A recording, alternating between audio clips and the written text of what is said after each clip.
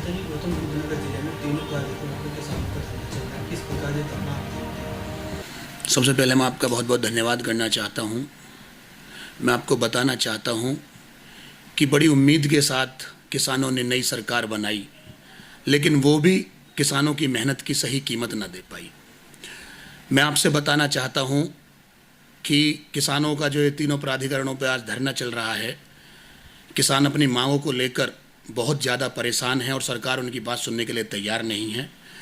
किसानों की जो मांग है वो 10% के प्लॉटों की मांग है और जो 4 गुना मुआवजा बढ़ के मिलता है ग्रामीण क्षेत्र में, वो उनकी मांग है।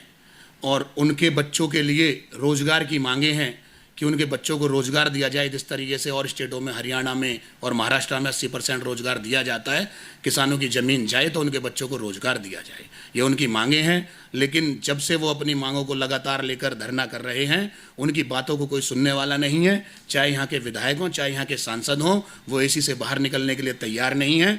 मैं समझता हूँ कि इस सरकार का विनाश अब निश्चित है और 2024 में किसानों के मुद्दे बहुत बड़े मुद्दे बनकर उठेंगे और इस सरकार को ध्वस्त करेंगे। 122 दिन पहले किसानों का नोएडा अथॉरिटी पे धरना चला, उसके बाद में जनप्रतिनिधि यहाँ के कुछ आश्वासन दिए, वो धरातल पे नहीं आया, फिर किसान वहाँ पे धरना पे बैठ गए हैं। देखिए, इनके प्रतिनिधियों के जो वादे हैं और जो आश्वासन हैं वो सब खोखले आश्वासन हैं, सब झूठे वादे हैं।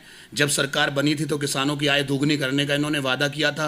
मैं समझता हूँ आज किसानों की आय आधी भी नहीं रही।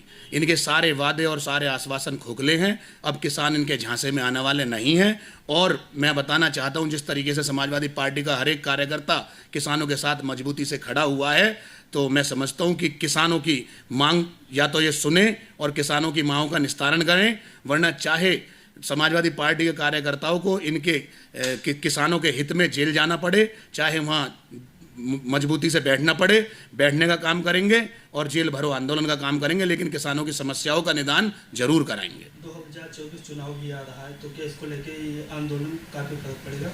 देखिए, 2024 का चुनाव तो साफ है, सबको पता है कि आए दिन पूरे उत्तर प्रदेश में और पूरे हिंदुस्तान में किस तरह की घटनाएं होती हैं। कहीं किसी बेटी के साथ बलात्कार होता है तो पुलिस उसको सुनने को तैयार नहीं होती। किस तरीके से कहीं पर किसान आत्महत्या करके मर रहे हैं।